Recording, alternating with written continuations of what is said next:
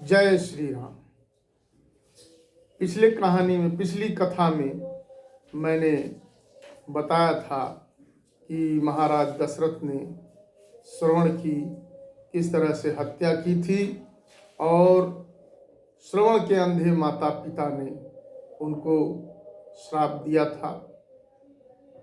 तो उन्होंने महाराज दशरथ ने गुरु वशिष्ठ से जाके सारा वृतांत बताया था। तो उसके बाद अब आज हम उनके जो दोष, श्रवण के मरने से जो दोष था और उसके लिए यज्ञ कराया गया और पुत्रेष्ठ यज्ञ के बारे में बता रहे हैं। राजा जी ने वशिष्ठ जी से सारा वृतांत सुना दिया था। वशिष्ठ जी ने राजा से यज्ञ करवाया और पुत्र प्राप्ति के लिए ऋषि सिंह को आमंत्रित किया और अश्वमेध यज्ञ करवाया।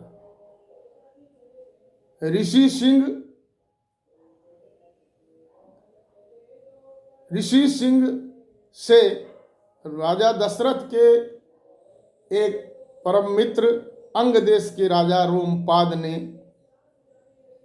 यज्ञ कराया था, क्योंकि राजा रोमपाद के देश में यानी अंग देश में एक बार बहुत भयानक अकाल पड़ गया, अवृष्टि हुई, वर्षा नहीं हुई थी, बहुत जबरदस्त सूखा हो गया था और उनके भी कोई पुत्र नहीं थे।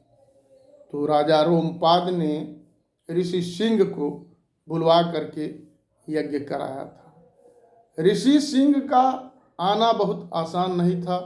राजा रोमपाद ने ऋषि सिंह को उनके पिता विभांडक ऋषि के आश्रम से अप्सराओं द्वारा मुग्ध करा करके बुलाया था और ऋषि सिंह के द्वारा जो यज्ञ कराया गया उससे राजा रोमपाद को पुत्र उत्पन्न हुआ और उन्होंने अपनी एक पुत्री को, शांता नामक पुत्री को उन्होंने दान दे दिया और उन्होंने ही राजा दशरथ को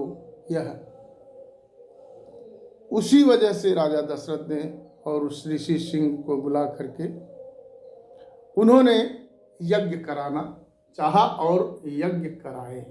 ऋषि सिंह ने यज्ञ किया और यज्ञ के फलस्वरूप ऋषि सिंह ने यज्ञ में ही अग्नि को प्रज्वलित कर दिया और अग्नि जी कुंड से निकल करके एक हाथ में अपने पायस लेते हुए प्रकट हुई। पायस का मतलब हुआ खीर था, पुत्र प्राप्ति खीर था और अग्नि ने कहा कि इसको अपने रानियों में बांट देना।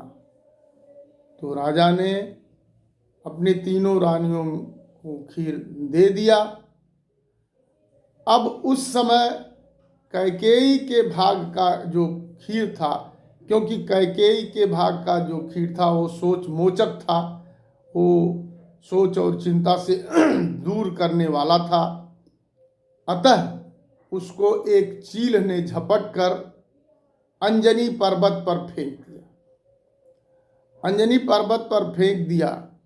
इसके में भी एक अंतर कथा आती है कि एक बार ब्रह्मा जी की सभा में एक अप्सरा रहती थी और उस अप्सरा ने ब्रह्मा जी के ध्यान को भंग किया था। इसलिए ब्रह्मा जी ने एक श्राप दे दिया उस अप्सरा को, जिसका नाम सुवर्चला था। उसको उन्होंने श्राप दे दिया क्योंकि ब्रह्मा का ध्यान, वो ध्यानमग्न थे और उसने उनका ध्यान भंग कर दिया था। तो उन्होंने एक श्राप दे दिया उसको सुवर्चला अप्सरा को एक श्राप दिया कि जाओ तुम चील बन जाओ। तो सुवर्चला चील हो गई। फिर सुवर्चला ने बहुत अनुनय विनय किया, प्रार्थना किया ब्रह्मा जी से।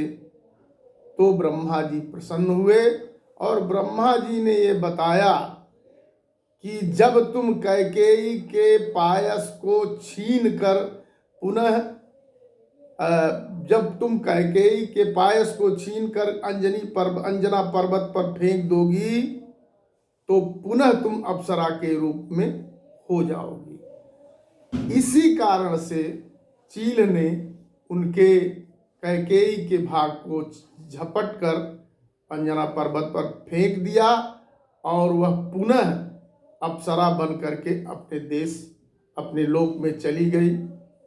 इधर जब कैकेयी का भाग अब चील ने झपट लिया तो सुमित्रा और कौशल्या दोनों रानियों ने अपने में से थोड़ा थोड़ा भाग करके कैकेयी को दिया। तब तीनों रानियों ने उस खीर को ग्रहण किया और तीनों रानियां गर्भवती हुई और फलस्वरूप पुत्र की प्राप्ति हुई। और इसके आगे की कथा अगली बार सुनाया जाएगा। धन्यवाद। जय श्री राम।